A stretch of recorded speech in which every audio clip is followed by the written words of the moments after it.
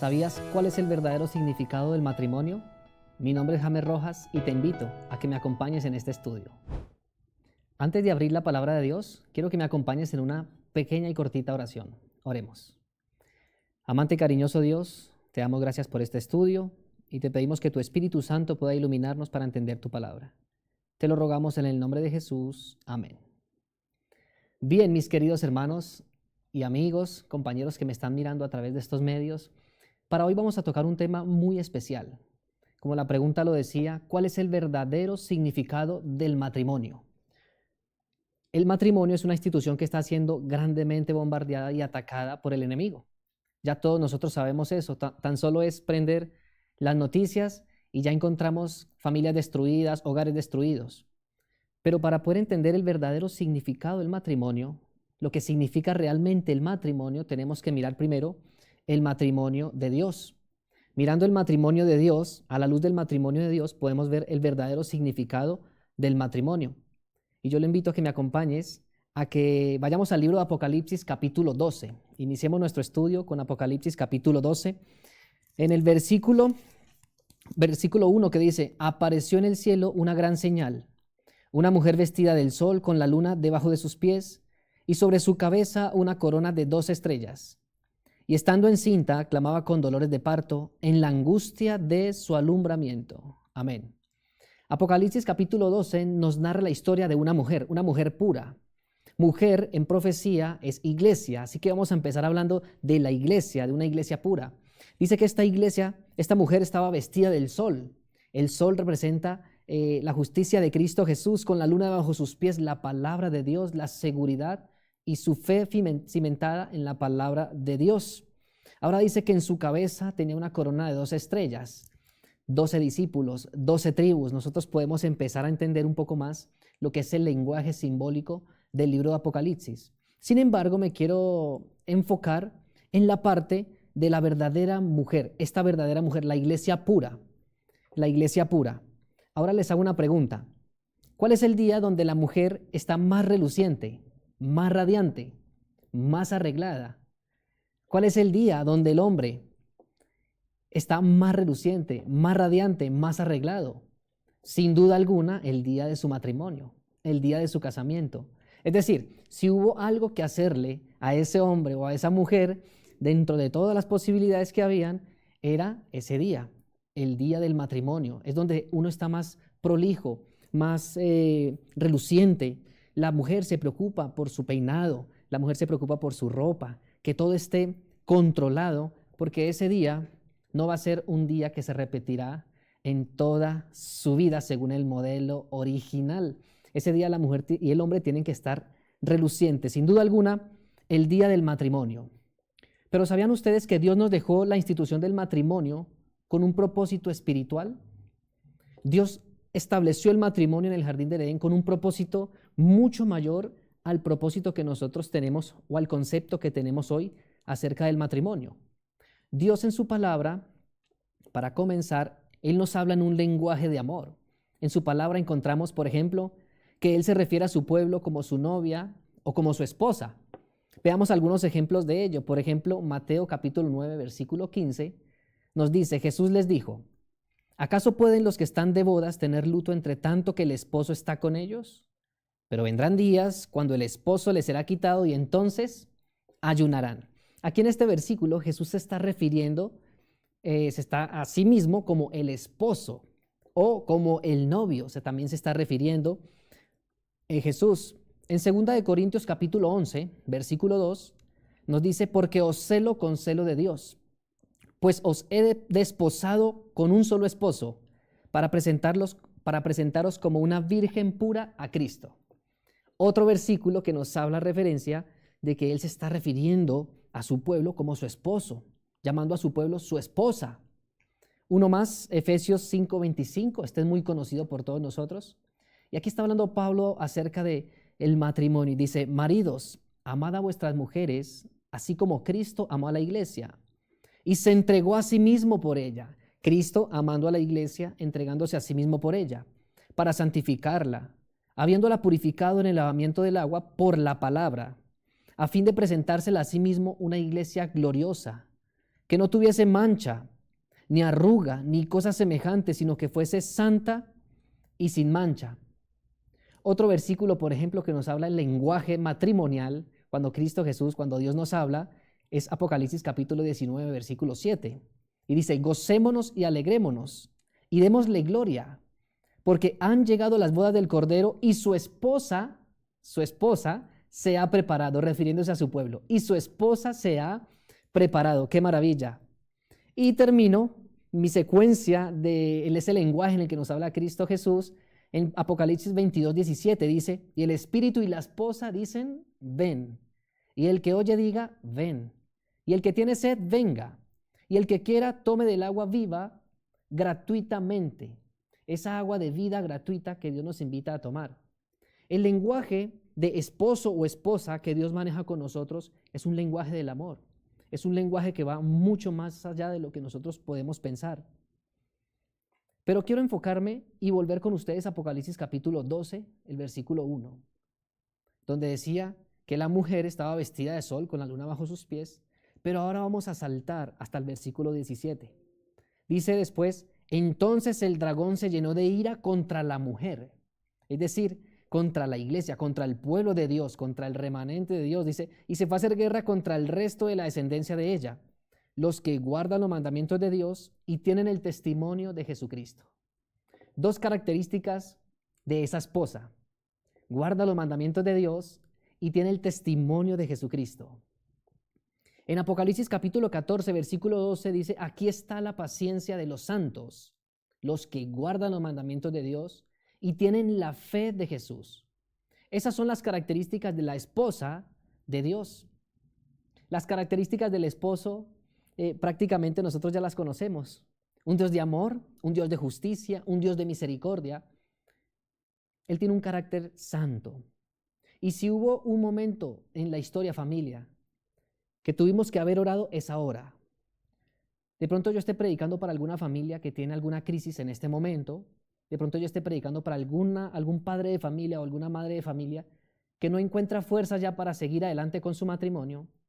Yo te quiero hacer la invitación a que ores con fuerza, ores más, porque en los tiempos que estamos viviendo, cuando las profecías prácticamente avanzan de una forma rápida, nosotros necesitamos orar mucho más. ¿Por qué? Porque el dragón se paró y se llenó de ira contra la mujer, contra el pueblo de Dios. Por eso debemos reforzar mucho nuestras oraciones. Ahora, un aspecto mucho más importante. El pueblo de Israel debía dar un gran mensaje al mundo a través del matrimonio. ¿Sabías eso? El pueblo de Israel era el faro que levantó Dios para alumbrar a las demás naciones, pero no solamente a través de los servicios del santuario, en sus sacrificios, del continuo y demás, el Yom Kippur y demás. El pueblo de Israel tenía que dar testimonio a través del matrimonio, es decir, que las demás naciones vieran al pueblo de Israel cómo era de consagrado con su familia, con su esposa, con sus hijos, y de esa forma hacer luz a las demás familias que no conocían del Señor. Esa fue la misión del pueblo de Israel. Debía dar un gran mensaje al mundo a través del matrimonio. Y yo quiero, en este momento, empezar a que nosotros estudiemos un tema interesante del proceso de un matrimonio judío. Si el pueblo de Israel tenía esa misión de predicar a través del matrimonio, vamos a mirar, vamos a sumergirnos en cómo era un matrimonio judío, cómo era ese procedimiento que se realizaba. A algunos de ustedes les gustaría escoger las esposas o los esposos para sus hijos. Póngase a pensar. Absolutamente, absolutamente. Usted ama a su hijo, ama a su hija y dirá, sí, claro, me encantaría. Obviamente nosotros como temerosos de Dios no podemos imponerles algo a ellos a la fuerza, quizá como se hacía en unos tiempos o en unas épocas atrás. Sin embargo, sí hay algo que podemos hacer.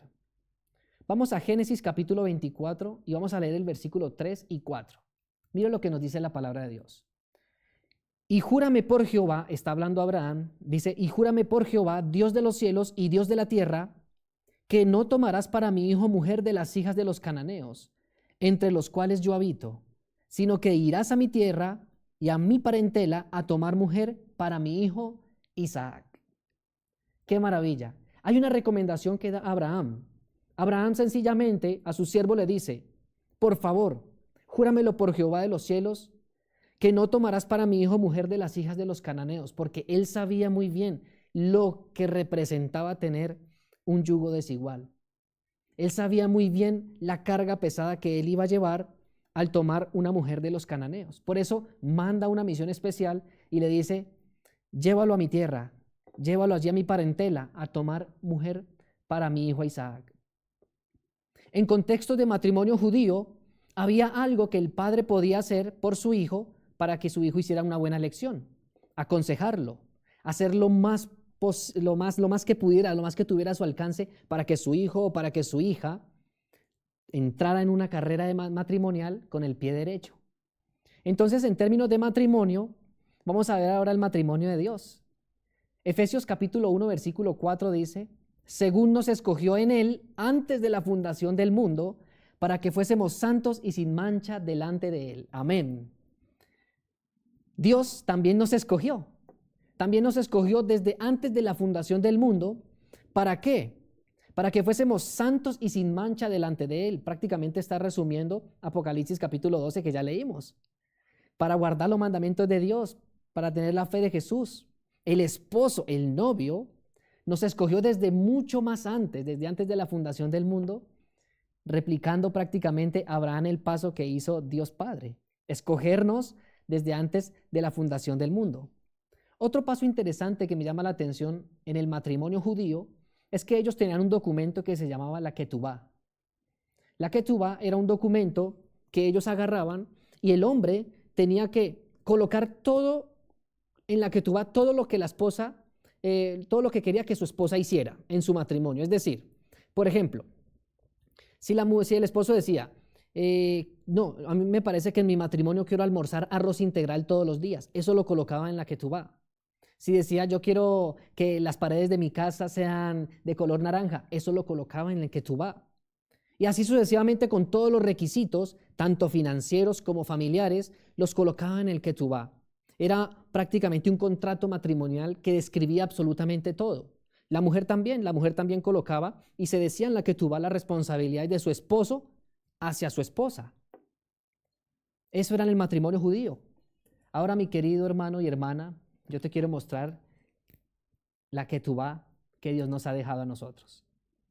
Esta es la ketubá. Esta es la ketubá que Dios nos ha dejado. En el matrimonio judío, la ketubá se escribía y la novia se la llevaba para la casa, la leía, lo pensaba y si le parecía bien, después de haberlo meditado, después de haber estudiado esa ketubá, iba donde el novio y le decía, sí quiero casarme contigo. Bueno, pues esta es la ketubá. Esta es la ketubá de nosotros, donde la podemos llevar hasta nuestra casa, donde Dios nos pide, Dios nos escribió cómo quiere que seamos, cómo quiere que nosotros seamos como su esposa. Está todo escrito aquí, en este lugar. Es algo maravilloso. Cuando yo pienso en esos contextos, digo, wow, ¿cómo es que Dios puso un ketubá para nosotros, para que la llevemos para la casa, para que meditemos en ella? Y si nosotros leemos algo que decimos, no, esto es imposible que yo lo haga, pero por amor a mi esposo, yo sé que mi esposo no me va a dejar solo, yo sé que mi esposo no me va a dejar sola, y yo voy a ¿qué? A ceder por amor a mi esposo. Es decir, no matarás, no cometerás adulterio, no hurtarás, amarás al Señor tu Dios.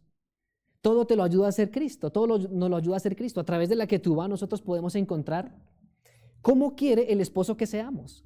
Lo mismo que en la boda judía. Esto es una cosa que me llama mucho la atención porque Dios no nos dejó sin ketubá.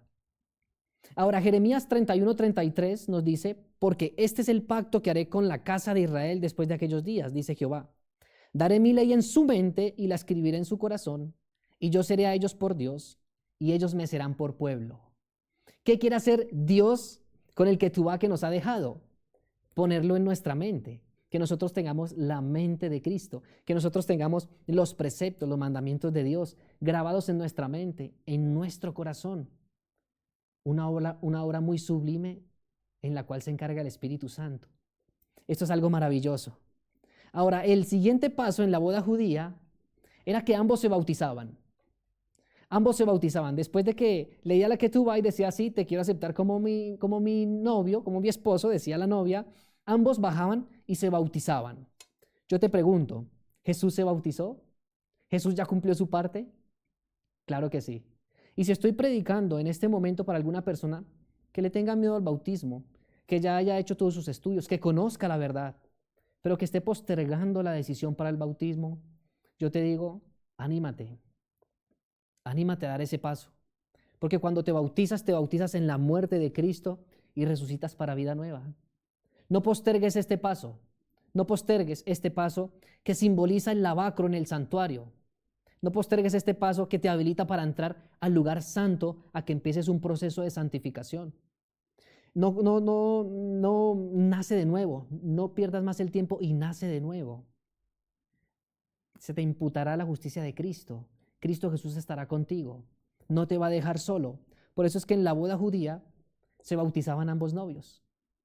Cristo Jesús ya se bautizó. Nosotros, como su pueblo, también aceptamos el bautismo y bueno, y hacemos un pacto con Dios bajando al agua y subiendo para vida nueva.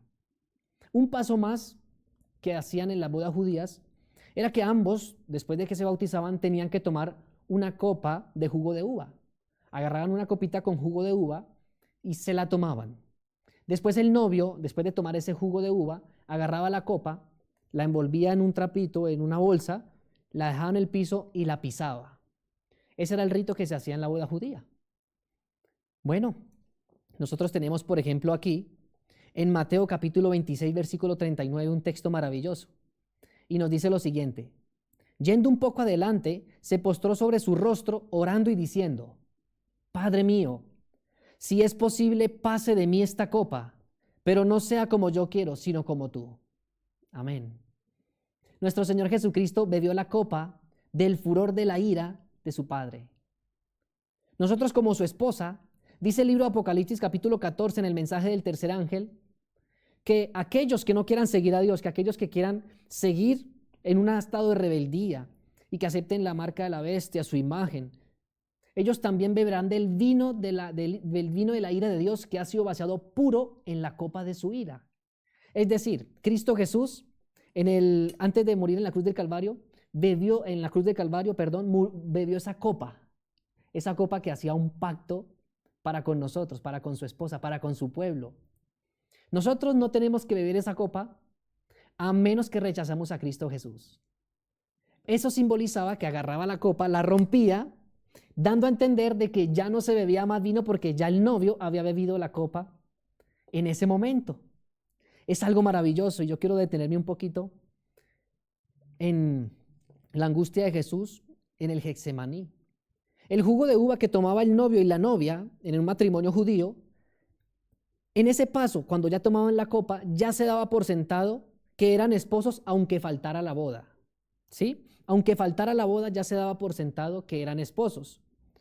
Excelente. ¿Por qué? Porque esto me dice a mí que cuando Cristo Jesús murió en la cruz del Calvario, ya prácticamente se daba por sentado que era el esposo, aunque faltara la boda. Y la despedida de Cristo Jesús, antes de casarse con su pueblo, lo hizo en el Getsemaní sudando sangre. Esa fue la despedida de Cristo Jesús de soltero, prácticamente. Yo te pregunto, ¿cómo son las despedidas de solteros en la actualidad? ¿Cómo están siendo las despedidas de solteros? Es un mar de vulgaridades, quizás, si tú te has dado cuenta. La despedida de soltero de un matrimonio debería ser en oración ferviente, como lo hizo Jesús en el Getsemaní, rogando a Dios que esa nueva unión sea para glorificar su nombre. Cristo Jesús se entregó a sí mismo. Aquí se entregó, vino a la tierra, bebió la copa y se entregó para que nosotros no tengamos que beber esa copa. Él pasó las noches enteras en el Getsemaní y esa fue su despedida de soltero, prácticamente. Ahora pasamos un poco a hablar del vestido de la novia. La novia se colocaba el vestido y un vestido tenía que ser limpio, blanco, resplandeciente, y el vestido es algo curioso que se lo colocaba antes de la boda. Usted dirá, pues lógico. Sí, pero hay algo más curioso en lo cual nos queremos detener más adelante. El vestido de la novia en una boda judía, yo traté de encontrar alguna imagen que se referenciara, pero se nos ha ido tanto el concepto del vestido de la novia en la actualidad que no podemos darnos una idea de cómo era el vestido de la novia en una boda judía real. Pero el vestido tenía que estar limpio, resplandeciente. Eso en la boda judía. Isaías capítulo 61, versículo 10 dice: En gran manera me gozaré en Jehová, mi alma se alegrará en mi Dios, porque me vistió con vestiduras de salvación, me rodeó de manto de justicia, como a novio me atavió, y como a novia adornada con sus joyas. Amén. ¡Qué maravilla! Dice que el vestido sobre el cual se viste el pueblo de Dios, la esposa de Cristo, es su justicia. La justicia de Cristo que nos cubre, la justificación por la fe, que abate en el polvo humano, en el polvo de la tierra el yo humano y hace por nosotros lo que no podemos hacer. El vestido de la justicia de Cristo, no solamente una justicia imputada, sino también una justicia impartida, que me saca la desgracia del hoyo del pecado. Cristo Jesús imparte su justicia para que yo pueda vivir una vida victoriosa, una vida de triunfo, ser vencedor, vencer el pecado, acompañado obviamente y por la fuerza y a través del Espíritu Santo. Pero Cristo Jesús nos ha dicho que nos vistamos con su justicia. Después de que todos estos pasos se daban en un matrimonio judío, pasaba algo con el novio. El novio se iba. Sí, señores, el novio se iba. Antes de la boda se iba a construir una casa para vivir con ella cuando volviera. Eso pasaba en un matrimonio judío. El novio se iba y la novia quedaba, ojo, la novia quedaba con el vestido puesto. La novia en una boda judía no se podía quitar el vestido hasta que el novio regresara. Es decir, si la novia quería cocinar, tenía que hacerlo con el vestido puesto. Si la novia quería, por ejemplo, ir al baño, tenía que hacerlo con el vestido puesto. ¿Por qué? Porque no se sabía la hora ni el día en que llegara el novio. Yo quiero que me acompañes a Juan 14, versículo 1 al 3. Y dice la palabra de Dios: no se turbe vuestro corazón. Creed en Dios, creed también en mí. En la casa de mi Padre muchas moradas hay. Si así no fuera, yo os lo hubiera dicho. Voy pues a preparar lugar para vosotros. Y si me voy y os preparo lugar, vendré otra vez y os tomaré a mí mismo, para que donde yo esté, vosotros también estéis. Amén. En la boda judía, el novio se iba a preparar una casa para su esposa. En el matrimonio de Dios, vemos que Cristo Jesús dice: voy pues a preparar lugar para vosotros, y asciende al cielo. Ahora, ese voy pues a preparar lugar, yo anteriormente lo entendía como que, bueno, ¿qué es lo que tanto está adornando que se demora tanto en volver? Pero cuando estudié este tema a profundidad, me di cuenta que el lugar que está preparando Dios no es un lugar que esté haciendo con sus manos y un martillo, no.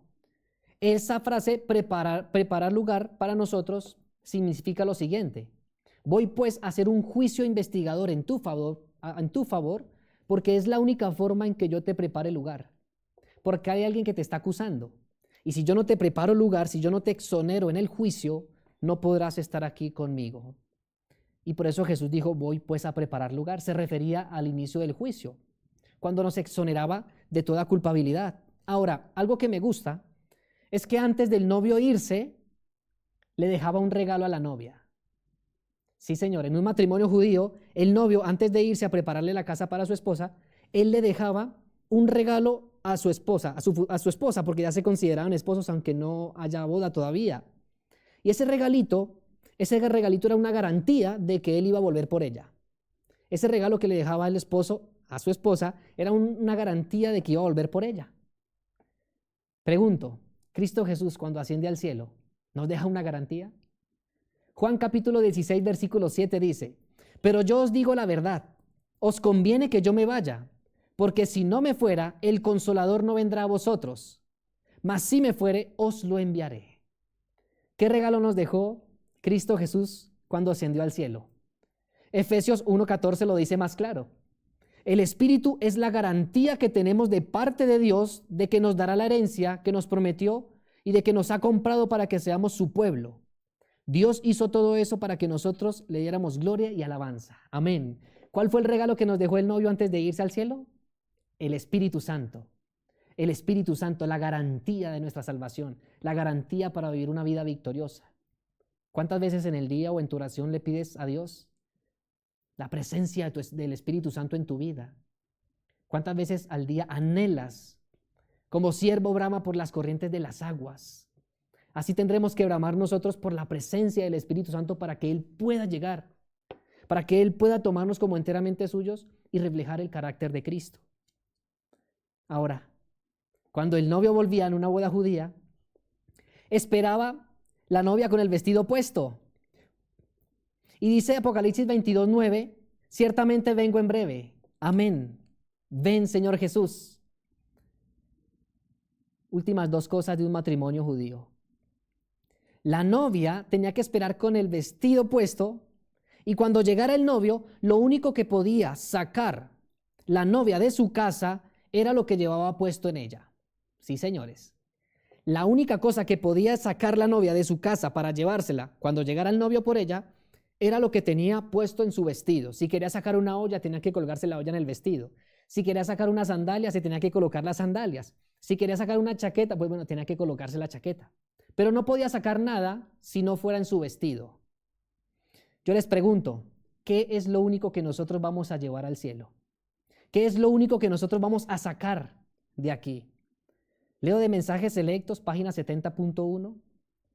Es un libro maravilloso en la versión electrónica.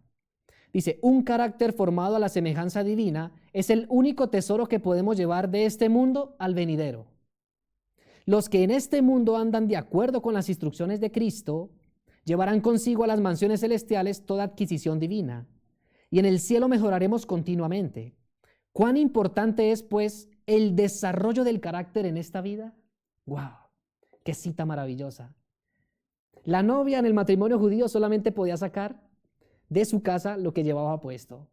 Cuando Cristo Jesús vuelva por nosotros, tenemos que sacar un carácter santificado, un carácter a la imagen de Cristo Jesús, no por fuerza propia, no por mérito propio o porque nos hayamos esforzado bastante, no, sino por la obra y la gracia del Espíritu Santo, por la obra y la gracia de Cristo Jesús en nuestras vidas. Y así estaremos siempre con el Salvador. ¿Qué venía después de la boda? Yo les pregunto a ustedes, ¿qué viene después de la boda? El banquete, el banquete. Y dice Apocalipsis 19:9, y el ángel me dijo, escribe, bienaventurados los que son llamados a la cena de la boda del Cordero. Y me dijo, estas son las palabras verdaderas de Dios. Después de la boda viene el banquete. Es lo primero que vamos a ir a hacer al cielo. La cena de la boda del Cordero. Porque Dios se casa con su pueblo en el cielo, en el juicio investigador, y viene a recogerlo a la tierra para ir a celebrar la boda del Cordero. Es algo maravilloso. Es algo maravilloso cuando vemos el matrimonio de Dios y el matrimonio en la actualidad. Ahora, familia, déjame preguntarte. Según lo que hemos estudiado, para ti, ¿qué es el matrimonio? ¿Qué es el matrimonio ahora? El matrimonio es una representación del plan de la salvación. Eso es el matrimonio. Por eso Satanás odia tanto el matrimonio, porque en cada paso que se da, representa un paso de la vida de Cristo Jesús para salvarnos. Por eso Satanás ataca tanto el matrimonio. Por eso intercambia los roles. Por eso intercambia los géneros. Por eso hace un total desastre la despedida de solteros.